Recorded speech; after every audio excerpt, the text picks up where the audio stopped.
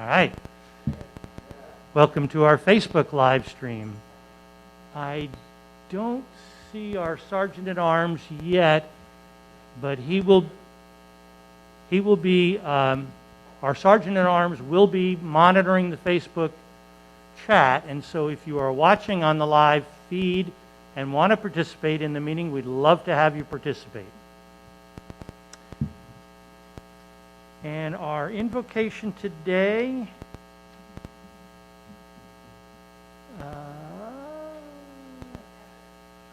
where is he? Yeah, oh, there she is. Our invocation today will be from newly minted Captain Inga.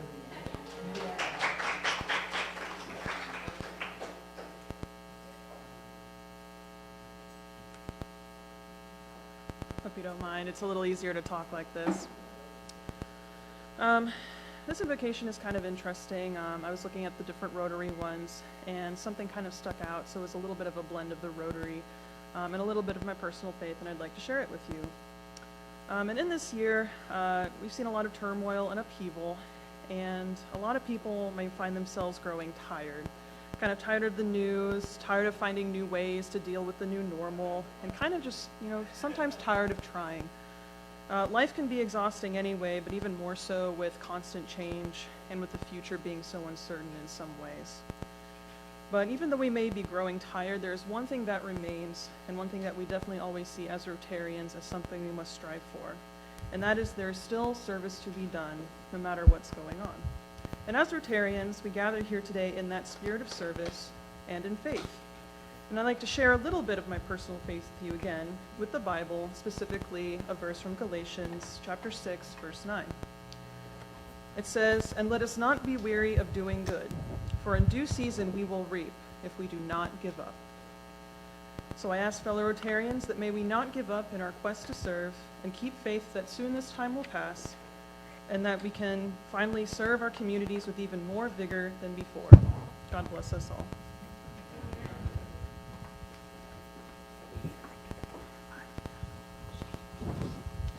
And for our patriotic song this week, I believe the Las Vegas Golden Knights are going to stop in before they head up to Canada.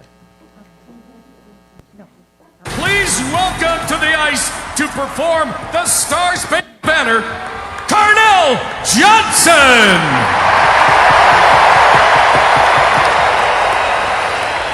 Oh, say, can you see by the dawn's early light what so proudly we hailed at the twilight's last gleaming, whose broad stripes and bright stars through the perilous fight o'er the ramparts we watched were so gallantly streaming, and the rocket's red glare, the bombs bursting in air, gave proof through that our flag was still there. Oh, say does that star-spangled banner yet wave o'er the land of the free and the home of the brave?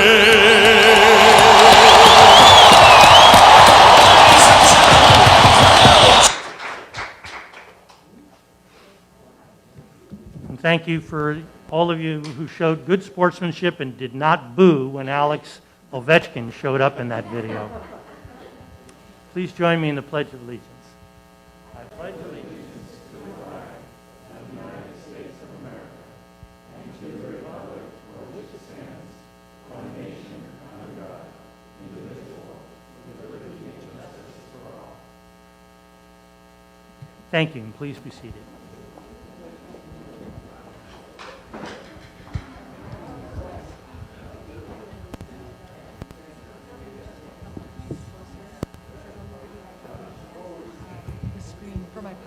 just, Absolutely. even if it's just an inch or two, that would be, my eyesight is good, but that's perfect, thank you.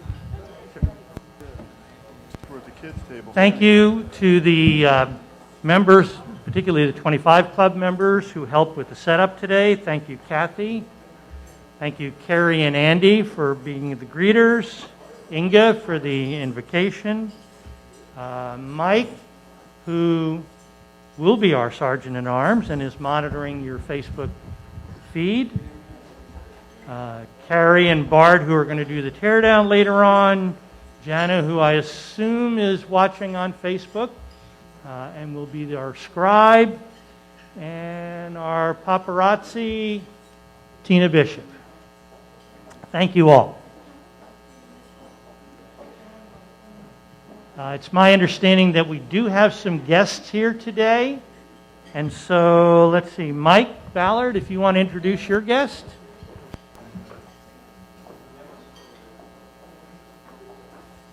Okay, I think you can all hear me. I have as my guest my business partner, Kevin Romney. He's a Henderson resident, and I've known him for about 40 years. Good to be here. Thank you very much. And I think, Tony, you have a guest? I would like to introduce everyone to Krista Nicholas. Krista is a prospective member, having been proposed by our district Gary Bosch. And she also is the owner of Stony Academy Learning Center. And we'll hear more about that shortly. Thank you. Do we have any other guests or visiting Rotarians? If not, please give a warm welcome to both of our guests.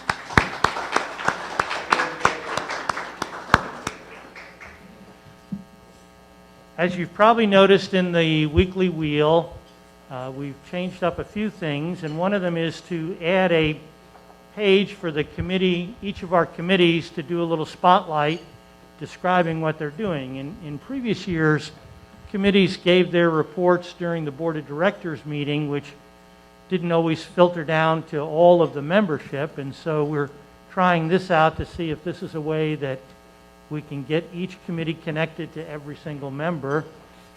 And so Rosalie, you, I think, wrote the committee spotlight for last week's wheel dealing with membership committee. Would you like to come up and say a few things, or say?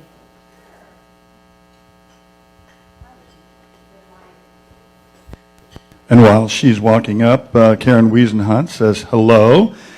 Ginger Anderson says hello.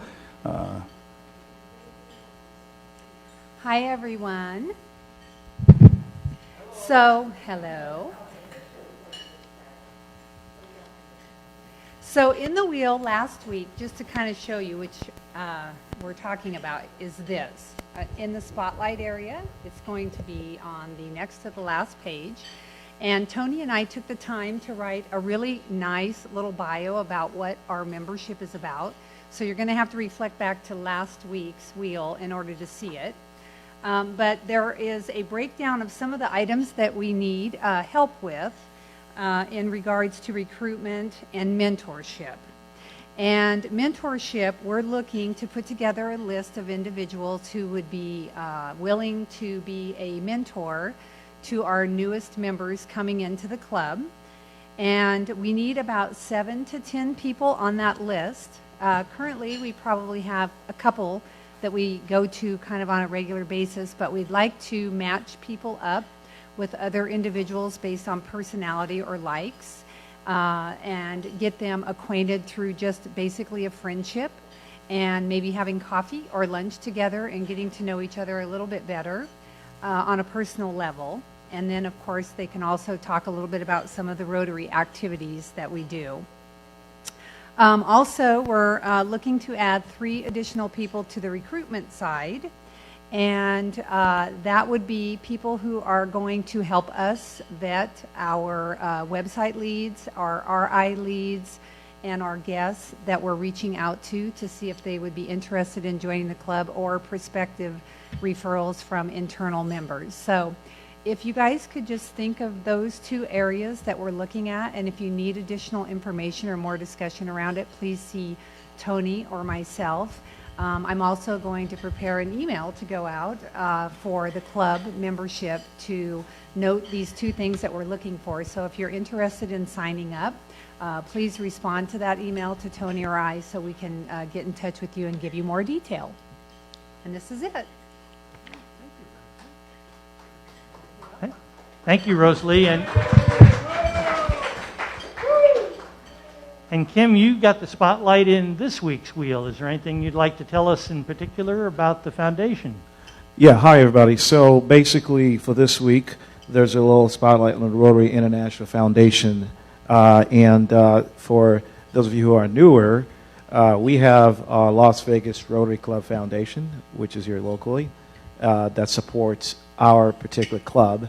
And then you have Rotary International Foundation, which are called TRF. And so your individual contributions that you make to that are what helps Rotary International support community building programs across the country, across the globe, I should say. So for instance, during President Jackie's tenure, we partner with a club in Ukraine to help provide funding to support children's health care.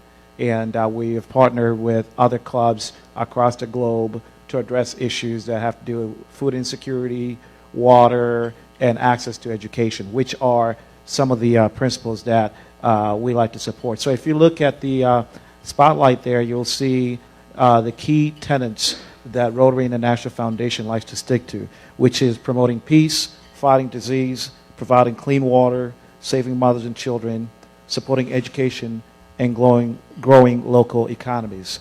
So all I have to say is, we have a number of committees. We have a committee on international grants. We have a committee on international scholarships.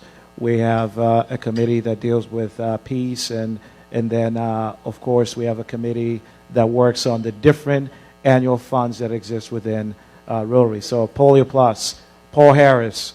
For those who are new, you see some of us walking around with these nifty little pins that got dots on them.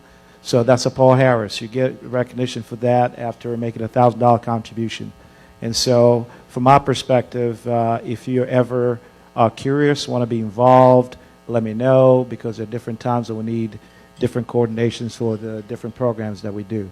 But Rotary International Foundation, I encourage you, make a contribution because every penny matters. And as a matter of fact, during this pandemic, Rotary International Foundation expended a ton of money to different clubs across the globe to help them continue their efforts. And none of that wouldn't have been possible without our individual contributions. So thank you. Thank you, Kim.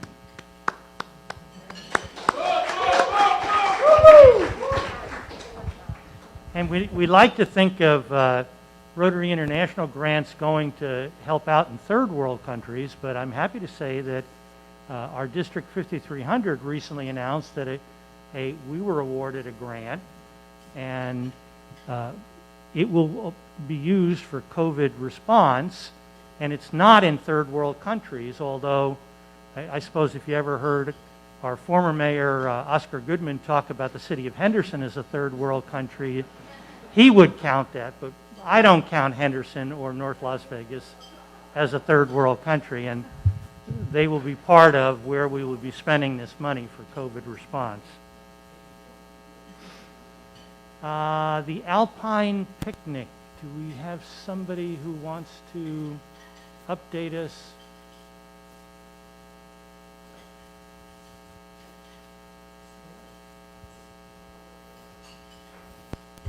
Did you turn it off just because it was me, Mike? And by the way, Richard, I live in Hendertucky. So, okay, I'll update you on the Alpine Picnic. It's going to be, are you done, Tina? September 12th at Tom Thomas's beautiful home, 11:30 to about 4.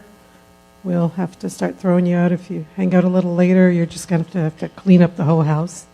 And we need you to sign up and bring your favorite dish, your favorite beverage, and more details to follow. But we need a count, so I know we still have some time, but we do need a count. Yes. I'm in. Thank you. The weekly reminder is if you are going to come to the meeting, and this is mostly, obviously, those of you who are here know this, but for the people who are watching on Facebook, if you're able to come to a live meeting, please RSVP to Sean as far in advance as possible so we can get an accurate count to Lowry's, and also so that we can make sure we don't exceed the number of people that Lowry's is allowing us. And Tony, I think you had something about Together We Read?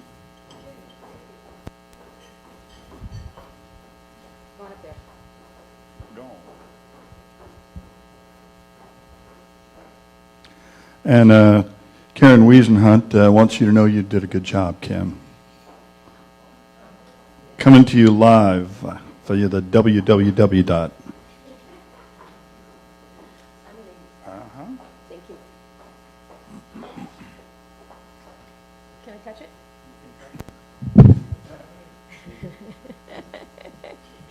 Earlier this year, we talked about a project that we were getting involved in, and with the help of our partners, Spread the Word Nevada, our Rotary Club was one of 2 clubs in Southern Nevada that participated in the development of a program fitting the focus of RI's literacy pilot concept program, focusing on children for ages 0 to 5, which are the critical ages for early childhood development.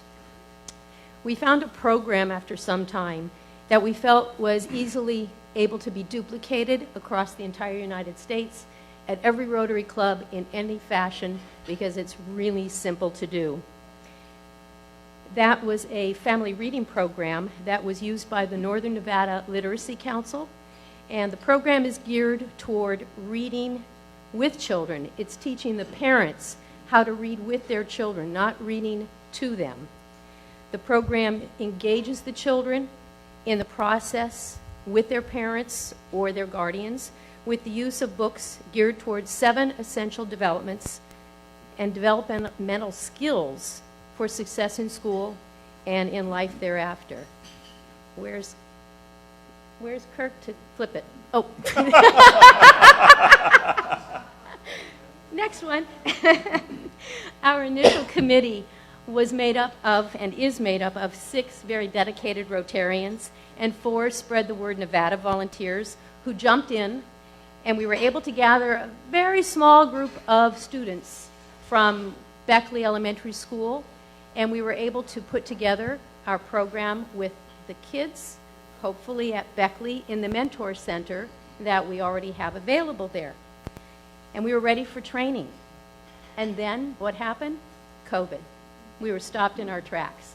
So here we had this great idea. We had people, we had momentum. We couldn't train, we couldn't implement. So, fast forward to Captain Kirk, who's sitting down there, thank you. He came to the rescue, and he helped us with a remote Zoom training with our trainer from the Northern Nevada Literacy Council, who had never trained remotely before. She was always a person-to-person kind of person, and it would be sort of looking like the picture on the left up there. And so Captain Kirk got us together, we did our training, and that took place in April. So we were all ready to go. We still had our people. We now had been trained. We had books. But it's like, open the door, where's the people? Well, we had no people. So again, with the magic of Kirk, he edited and cleaned up our video. It's ready to roll. We could send that video out to any Rotary Club across the United States, watch it, learn it, and implement it. So now what we have is we have trainers ready. Clark County School District shuts down the schools. We can't go anywhere. We have stay-at-home orders in place, and our pilot project had nowhere to go. Third slide, please. And enter the real Rotary moment. It's what we're about. One of our members, Gary Voss, introduced us to Krista Nicholas, who I introduced you to, for possible membership to our club. This young lady is the owner of a private school. Imagine that. Stonebridge Learning Academy. It was a quick phone call to Krista. Are you interested in hosting a place for our program? The rest is history. She made it happen. 12 families, an adult and their child, We're ready to participate in our program, and it's going to happen. It's going to happen August 17th. Krista made it happen. The Rotarians here made it happen that are part of this club and part of the committee. So beginning August 17th, and for a total of 6 weeks, we're going to implement our program. The program is on Mondays, once a week, 1 hour, 8 to 9 a.m. Here's the key. We are now looking for a few more volunteers to join us to make this program really fantastic. To go through the training video, it's 2.5 hours long, but I'll sit with you through it. Tina will sit with you through it. We'll find a way. And you will be assisting the 6 original trainers. Those trainers are Jackie, Tina, myself, Dr. Nikki Bates, Rose Falaco, and our own Bill Steeran. So our training schedule is ready.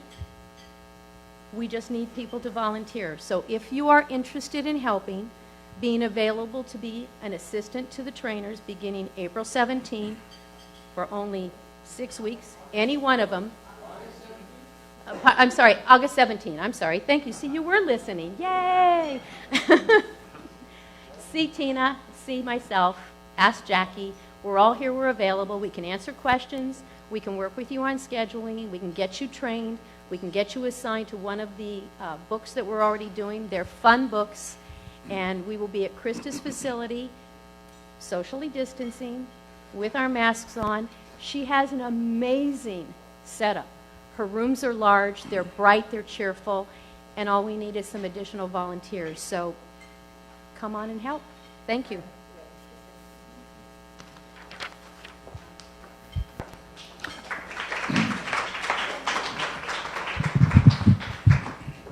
Thank you, Tony. Would you please take the microphone over to Jim Cole, who I think has some word on a sighting of Santa Claus? Yeah, I do, actually. Let me just step over here away from everybody. So last time I reported to you about summer Santa Claus, it was looking kind of dire. We were having trouble finding clothing and sourcing for that. I want to say a special thank you to Tina Bishop, who jumped in and beat the weeds, especially hard to dig up some people for us. And I'm very happy to report that we have found Coles, go figure, who could help us out with getting the clothes. And so we are going to be able to make our donation of $5,000 this year to Summer Santa Claus count, where we'll have what we call uniforms for the kids this year. We'll be able to give them out through Project 150. And a special thank you to Howie Hopkinson, who was able to obtain another $5,000 grant from his trust administration group that he belongs to, and he has pledged that to our cause. So the gift from Las Vegas Rotary Club is going to be $10,000 for clothing for the homeless high school kids that Project 150 supports. So very happy to report that. And on a personal note, if you are interested in helping out get rid of the pandemic, they are currently looking for volunteers for phase 3 testers of the Moderna vaccine. They're going to be testing it here in Las Vegas, Nevada. If you want information, I'll be more than happy to do it. I've personally volunteered for it. I don't know if they're going to accept me or not, but they are especially interested if you are 65 or older. They very much want to see if this is effective in senior population, as COVID is so lethal to senior citizens. Thanks. Thank you, Jim. Thank you, Jim. And right now, Kirk is winning the COVID longest beard contest, so congratulations to him as well. All right, let's get right into what you all came for, the raffle, the chance to win fame and fortune, or at least a fortune. The first ticket is 8138398.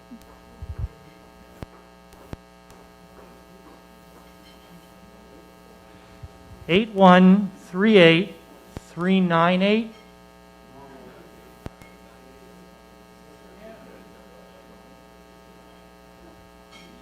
Nobody? All right, well, let's try another one. 81. What?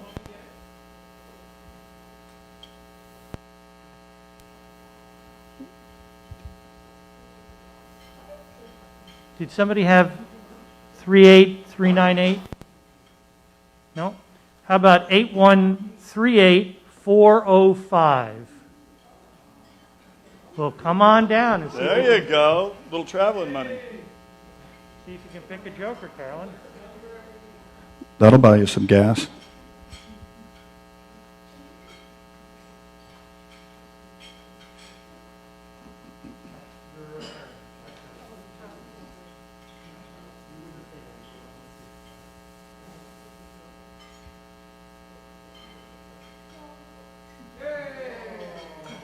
Well, we have a consolation.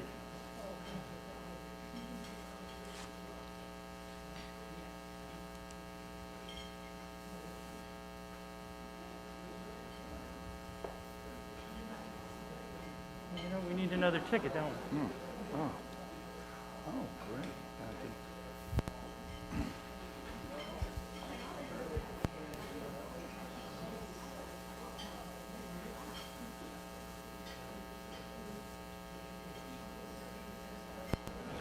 So in the meantime, Stu Lipoff would like to thank everybody for his thank you card. He's coming in remotely.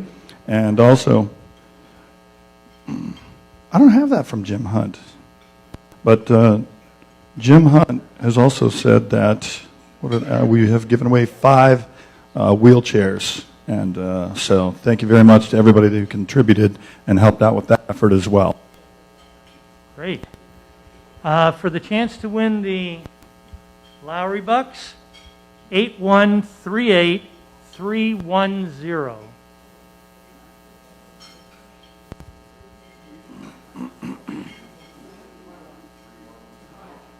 Eight one three eight 310.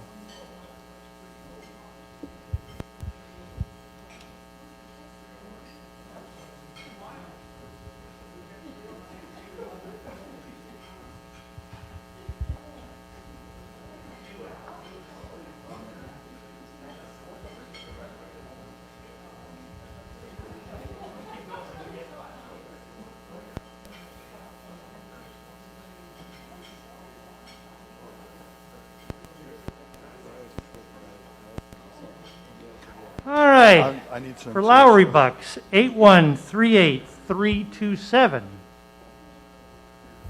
327. All right.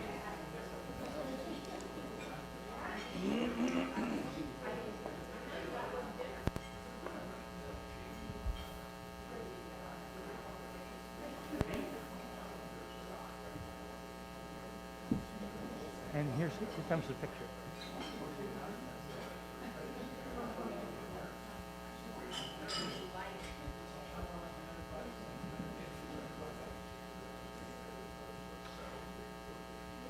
I think we're running a little bit behind where we normally are, so I'll shut up and let you eat lunch, and then we'll go right into our speaker after that.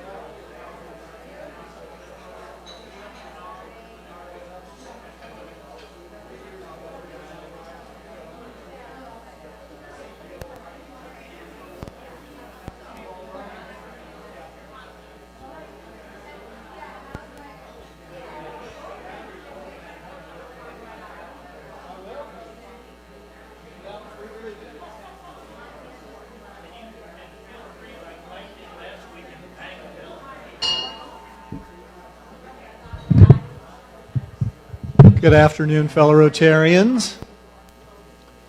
Welcome back, all of our Facebooked and Zoomed in members. One of the fun things about being a program chair for this club is that you get to invite the people you admire most to speak to the people that you admire most. And Julie Murray is a dear friend. She's a mentor. She's one of my heroes based upon all that she does on a daily basis. Julie is the CEO and the founder of the Moonridge Group, which is a consulting group for philanthropy and for philanthropists in Las Vegas. She's a native Las Vegan, goes way back, but not nearly as far back as I do, because she's much, much younger. You can see Julie's fingerprints on major organizations that are now household names in philanthropy all over Las Vegas and Nevada. The Andre Agassi Academy, 3 Square, just to name a few. She also was principally engaged in helping to form the Greater Good Council that I've had an opportunity to be involved with for a number of years, and continues to be the catalyst of that organization, and we look to her in all things. When it comes to the philanthropy that this group, the Greater Good Council, does, she's extended that operation to northern Nevada, both for individual philanthropists and for corporate philanthropists. I can tell you when Governor Sisolak and when Mayor Carolyn Goodman and other leading politicians in this state have questions about what's going on philanthropically and also where the needs are in the Las Vegas community, she is one of the first phone calls that are made. So I am so pleased that Julie could spend some time with us today and address us. Julie Murray.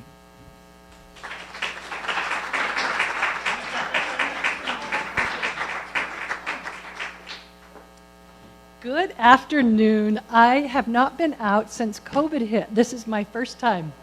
So, Tom Thomas, Tom is my favorite person in the world. He embodies everything that's great about Nevada, and when he called, I said, of course, and some of my favorite other community friends like Carolyn and so many of you are in the group. So I was excited to see you all.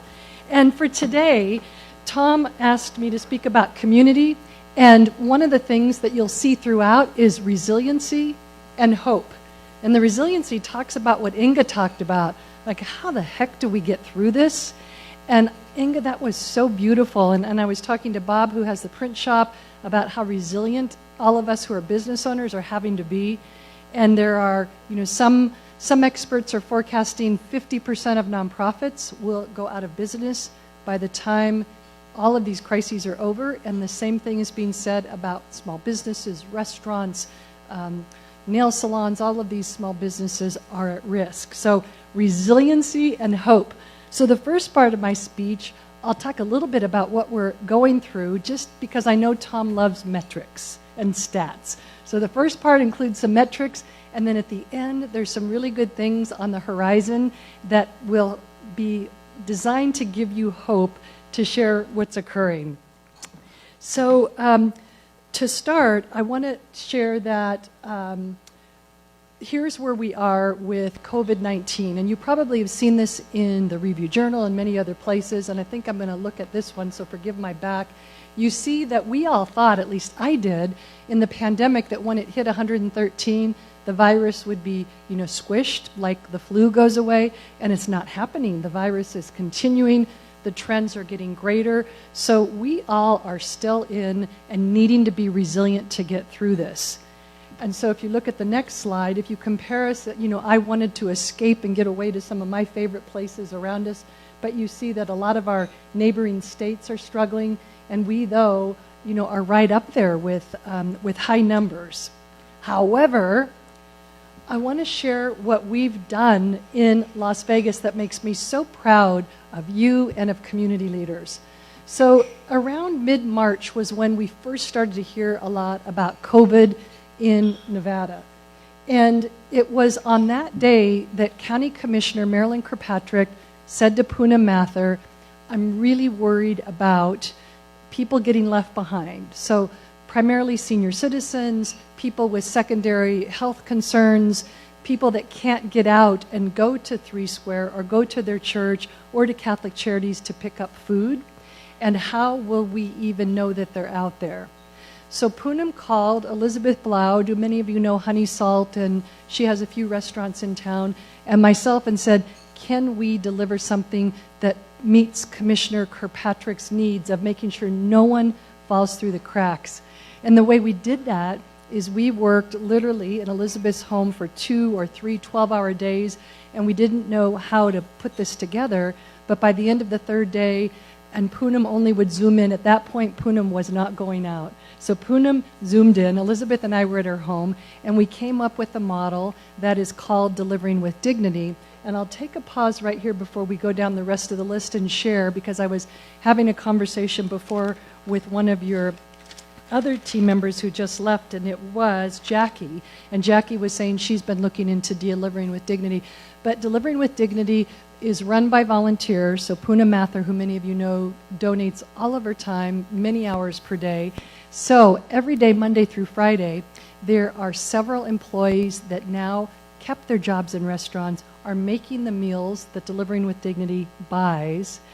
About 150 volunteers per week go to several different restaurants around town, pick up the meals that have been made by the chefs that we've paid for, Delivering with Dignity, and drives them to the most vulnerable, shut-in citizens that otherwise wouldn't be seen, would fall through the cracks, and many of them would be at risk of dying if this little tiny engine that didn't, ramp up and do this. And so we launched it March 22nd, and to date, in Las Vegas, we've delivered over 116,000 meals. We have had 2,415, these stats are for you, Tom Thomas, 2,415 volunteer hours, and 57 jobs have been saved. So those employees in Elizabeth's restaurant and several restaurants throughout the valley got to keep their jobs because we buy the meals. We pay $6 per meal for these amazing restaurant meals, and those employees kept their jobs. And then, because we all know nothing works without collaboration, this is done in collaboration with 37 nonprofits who will call and say, oh my gosh, I've got Beatrice Bowe. That's a real name of an 87-year-old woman who's shut in. And the nonprofits have to vet them to make sure that they're very low income, have a secondary health challenge that prevents them from getting out the door, and that they are truly in need so that no one is abusing the system. So it was so successful that Lieutenant Governor Kate Marshall heard about it, and she said, I want to launch this in Reno. And in April, Delivering with Dignity expanded to Reno, and then a philanthropist in Orange County heard about it and launched it about 6 weeks ago in Orange County, and it made the LA Times look at this model in Las Vegas that is bringing back jobs, saving lives. It was just so patriotic to see Las Vegas leading this. So it's all volunteer run. Moonridge is a for-profit company, but we also have a foundation, which is a 501c3, the Moonridge Foundation. It accepts the donations. They come in, and Poonam is very frugal and with the expenditure. So it's just a fantastic program. So Delivering with Dignity was launched March 22nd. On April 18th, so that was a bittersweet day for me. So that was the day that my father passed away in Palm Desert. And also it was the date when, after being immersed in mental wellness work in the Valley, we launched, again, a group of volunteers, a group of committed citizens who came together, the Margaret Mead quote, to change the world.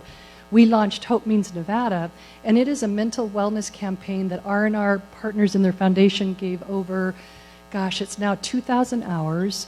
They've achieved $200,000 of free media to put together a campaign throughout the entire state that you're not alone, to have hope, that if you're not okay, to ask for help.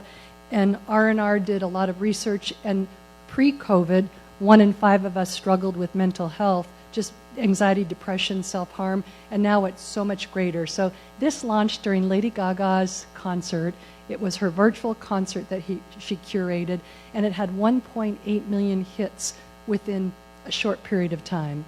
So that that's the resiliency I'm talking about. Those are Las Vegans rolling up their sleeves, seeing great need in the community, and doing something about it, which is exactly what you all do. You all see the need, and every week you do so much to change lives. Then, if that wasn't bad enough that we were quarantined, we know then that there was the Lloyd George death and all of the protests that are occurring, and it was all of that bottled up energy is exploding still in the streets. We have the social unrest that's occurring. But in July, I wanted to put it on here because Tom knows this man well, and many of you may know Doctors Gard and Florence Jameson. They curated, with my team at Moonridge Group, these 3 town halls on racism. Each town hall had about 200 Zoomers, and we had elected officials, black leaders, police officers, a whole diverse group of speakers, and they got contentious. It was interesting to see, and those town halls were so good. And now that Gard concluded those at the end of July as we're wrapping up, he next is moving forward to advocacy. What can we do, learning from the anger that came out of that, people expressing opinions, and how then do we work with the police and the elected officials and every other community leader to affect change in social inequity. So again, that's like all of you. Gard Jameson saw something, and he's doing it on social unrest. So as I'll share the rest of this, I asked Tom if we could postpone today, because the young woman who does the work with Hope Means Nevada, which this purple and blue coloring is the Raiders general manager's daughter, Mackenzie. She's 21, and I heard that she was moving here with her family, and she wanted one activity. So Tom knows that we seized that opportunity, and we have this beautiful, she's just beautiful on the inside and out, young woman. If you go to the next slide, she put together this, and I was trying to get Tom to let us go a couple weeks later, but your lineup, whew, you've got a great lineup of speakers. So this is Mackenzie's. I won't take credit for this. So here's the facts that Nevada ranks 51 in mental health support from Nevada Medical Center's healthcare report card that's produced.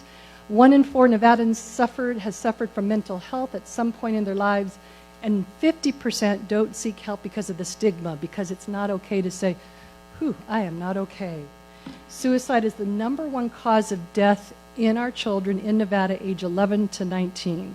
We've been that way for a few years, and this is the part that just really propels all of us to be able to do something about this.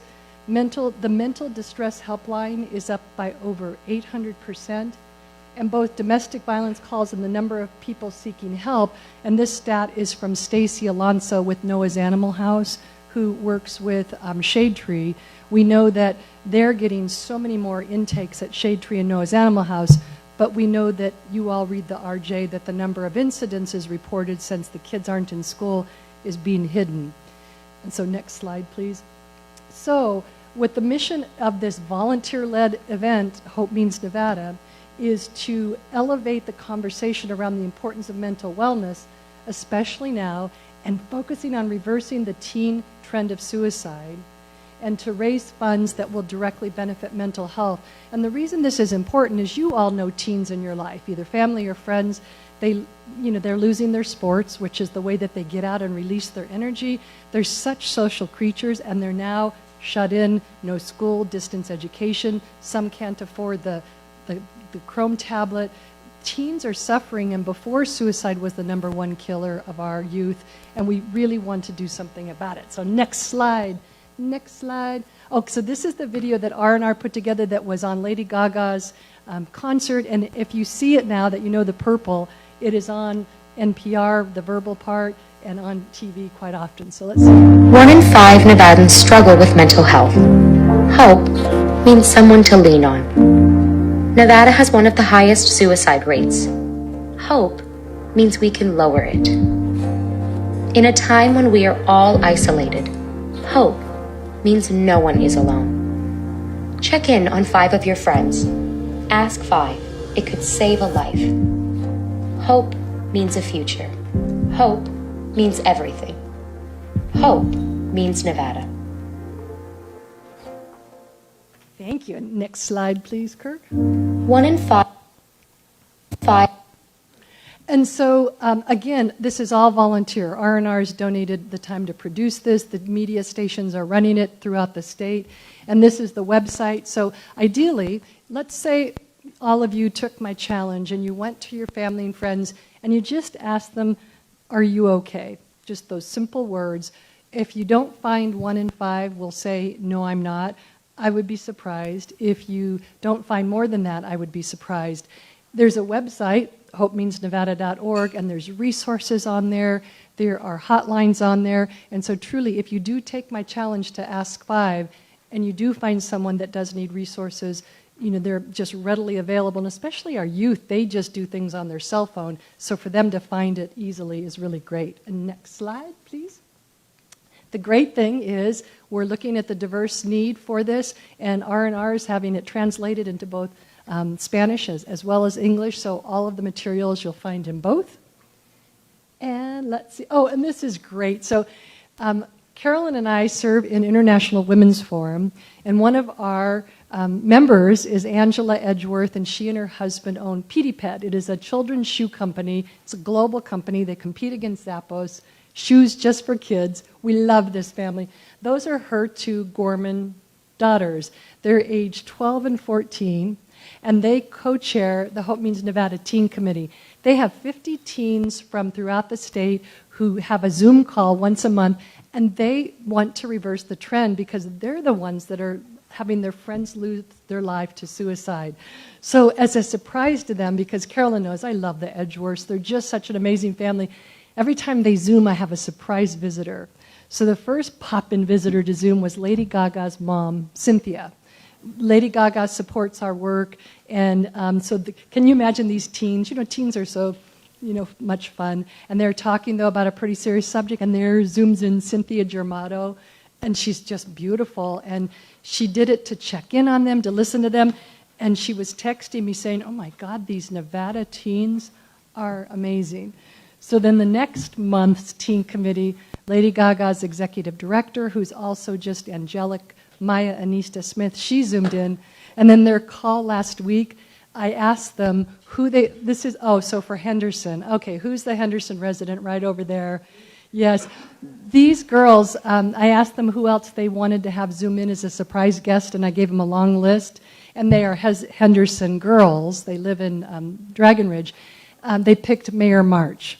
So Mayor March surprised about 50 teens and zoomed in, and the whole goal is just to say, you go, you do, what can I do to help? How can I support you? So imagine being a teen and having these really amazing adults say, great work, keep it up. So if any of you know of someone that would be a really big inspiration to teens, let me know, because we always surprise them with someone, which keeps these teens coming back. We have to do a lot to keep them coming back to the Zoom calls each month.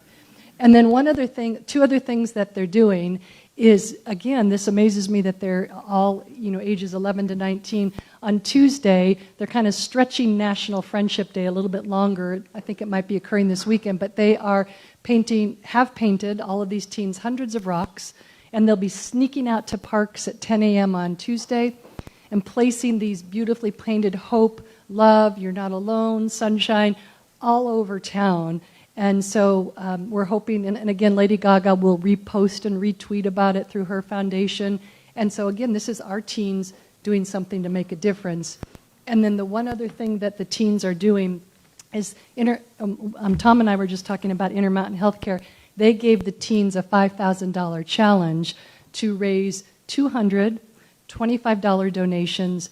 And if they do, it gets to them to $5,000, and Intermountain Healthcare will match it. So and then I'm going to send them a T-shirt and a face covering and a thank you note is the goal. So all of these teens are going to be working to raise 4 $25 donations.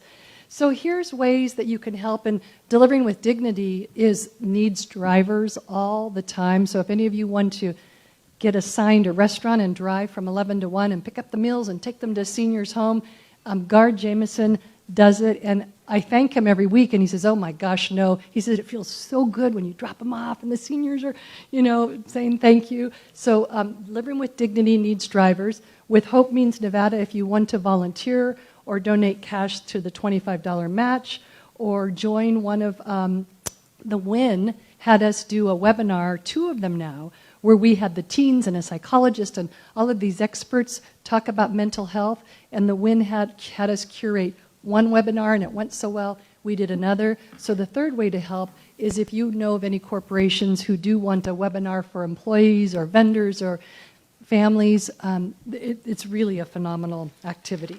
And I think that might be the last slide. Oh, and here are just a few of the Hope Means Nevada. We've got the Raiders involved, Golden Knights, the Lady Gaga's Foundation, UNLV, the cities, NAMI, which is the psychology group. There's a total of about 50 or 60 who Zoom in monthly just to hear the update. So if any of you wants to know more about mental wellness, let me know and I'll invite you. Okay, so, oh my goodness, Mackenzie. Is that the last one? Okay, let's go. No, okay, we'll just jump to that one. So I'll tell Mackenzie that you all really liked her slide. They're driving now from Pennsylvania to Las Vegas. The dad, that's the GM, already is here, but the mom and the daughter right now are in a caravan coming. So I wanted to leave you with a couple of really interesting things going on, because part of the resiliency is what Bob and I talked about with my small business, your small business, and being resilient to get through this time. But here are things that are to be hopeful for, and they're not in any order, just hopeful things. One is Derek Stevens. You know that his Circa Hotel will open October 28, ahead of schedule, with 1,000 employees. All of those restaurants, which means that businesses, so Bob, for your printing business, go after Derek to get the printing business, but with all of that new restaurant space, there is much business that is coming from that. What's interesting is, Tom really should speak about this, but I'll brag about him instead, is that Switch and Capital Dynamics broke ground on the massive solar and battery storage with $1.3 billion investment for Switch, and Switch will be producing over 1,000 new jobs. Again, hope. Another thing that shows hope is that there are so many condo projects going up. I'm hopeful that they are filling them, but as I was downtown, there's all those new places in Symphony Park, and I saw the ones over at the Hughes Center. When we look at homelessness, homelessness is a huge problem, but here are two hopeful things that happened last week. The city of Las Vegas approved $23 million for the courtyard to be built to have the physical infrastructure it needs, and that way if a homeless person comes in, they'll have drug treatment, job training, all sorts of things will be wrapped around. Also in that same city council meeting is Catholic Charities was approved $2 million to put a humongous tent outside because they cannot serve people inside because of the high number of COVID cases. So they're going to renovate their outside, which allows them then to bring the homeless back in to feed them, which I think will be a great help.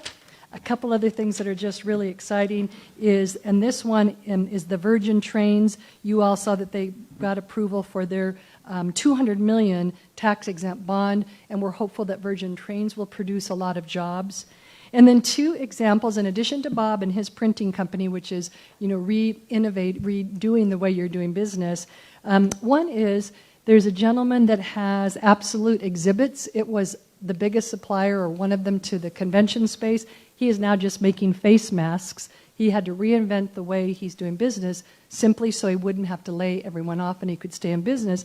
And then this is something fun. I serve on the governor's task force. It's not the Jim Murrin task force, but it's Betsy Fratwell's Business Emergency Operations Council.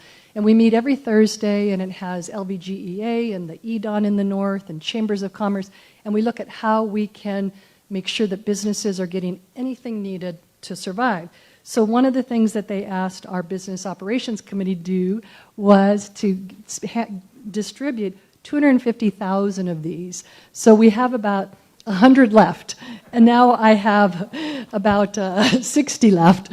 But so each of you has one of these. But for fun, Carolyn knows my son Joe Foley. He started a business that's a disinfecting company. So I told him I was going to wrap a face covering on each of these so that if you know of anyone that wants to disinfect their business, you let Carolyn know, and Carolyn can let Joe know because she knows my son. But on that note, I'm so proud of you because Rotary is one of the best parts about who we are in Nevada, and I know it's global, but this particular Rotary Club is by far one of the best, and Tom invites me to speak about every 3 years, and I always love coming back because you all are true heroes in the community. For all that you're doing, thank you. Thanks so much.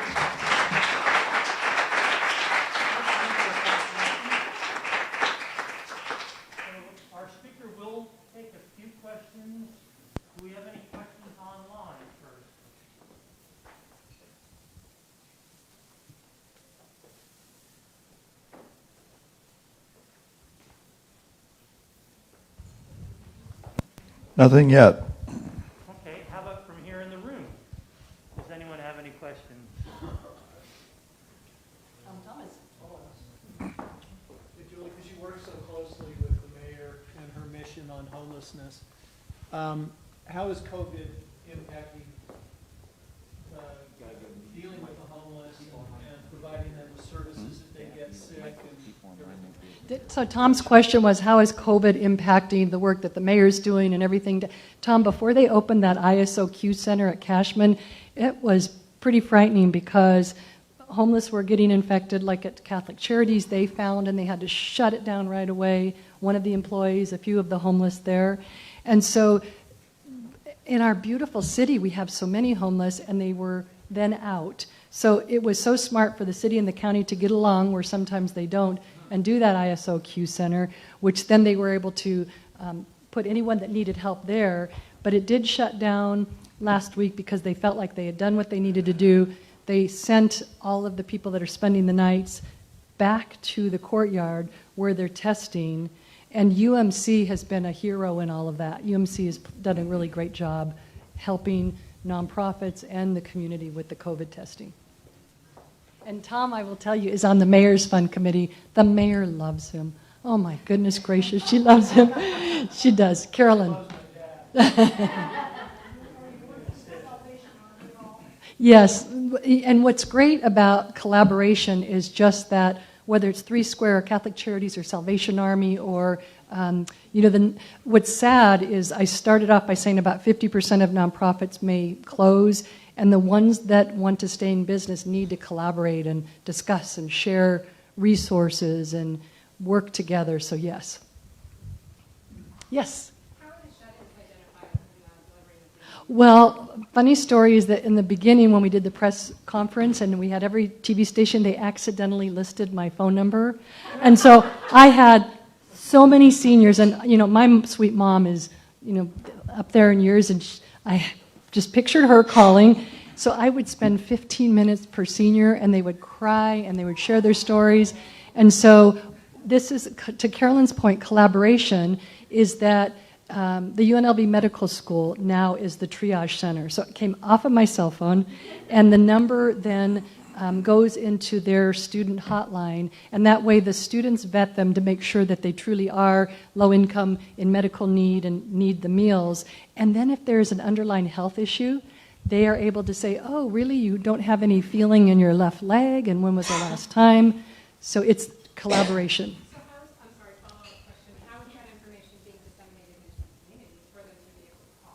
So it luckily gets so much publicity. It's on, it's Channel 8's Community Pride recipient right now. And so Bess Foley Warren, as they do for Tom so many things, they're donating their PR time. And so they'll either hear about it in the media, or there are, is it 37 or 47 that I mentioned, nonprofit partners out in the community who will, like Jeffrey Klein's Nevada Senior Services, they'll say, oh, we've got these 15, can you take them? Just a heads up, if you have